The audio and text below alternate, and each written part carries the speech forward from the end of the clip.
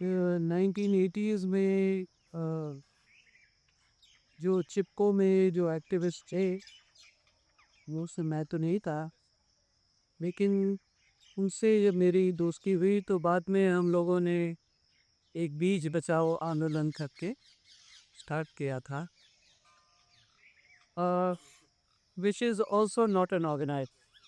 हमने जो भी काम किए हैं कोई संस्था बनाकर नहीं किया, उसको रजिस्टर करके नहीं किया, उसको फॉर्मलाइज करके नहीं, विच ऑल्सो मीन्स कि we don't seek funds.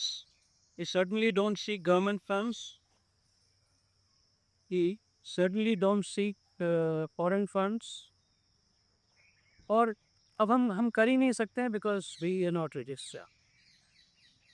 सो इसलिए हम लोग इंडिविजुअल्स पे फोकस करते हैं टू सपोर्ट अस, या जो भी किस तरह के काम हम लोगों के अपने इंडिविजुअल काम होते हैं, बट कलेक्टिवली आके फिर हम एक इशू पे भेजते हैं। सो फॉर इंस्टेंस मैं I as a profession I write, I do editing. नहीं, no talk. आगे बता। मोटा मोटा personally ये, but what I find कि ये जो मैंने आपको दो इंटरेस्ट मेरे जो हैं, they sort of cover most of the things that my other interests get in। बीच में मेरे अब बाकी जो इंटरेस्ट जो भी होते होंगे आते हैं, and I get fascinated by almost everything। For instance इनके यहाँ जो काम होता है लकड़ी का काम मैं देखता, and I think everything that we do in दुनिया में जो कुछ भी हो रहा है उसमें एक बहुत फैसिनेशन होता है, and it is we can never actually imagine कि इसके पीछे हम ऑफ हैंड इसको बिल्कुल नहीं इमेजिन कर सकते हैं कि किसी भी चीज़ को वहाँ तक पहुँचने के लिए क्या what must have been needed.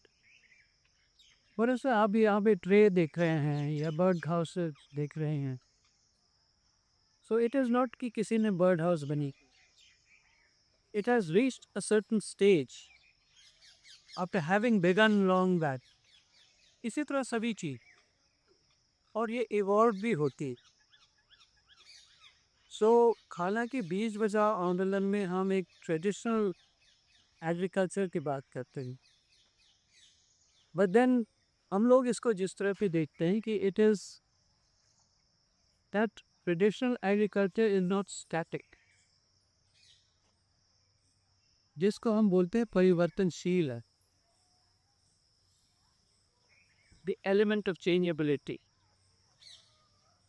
Because you always seek to you try certain thing, उसका रिस्पॉन्स होता है, response can be from you, response can be in for instance in terms of the wood you're using, in terms of the instrument you're using, in terms of the people who are wanting this piece, and accordingly उसके basis पर आप लोग उसको change करते हो, and that is one of the best ways to understand agriculture, is possibly the best।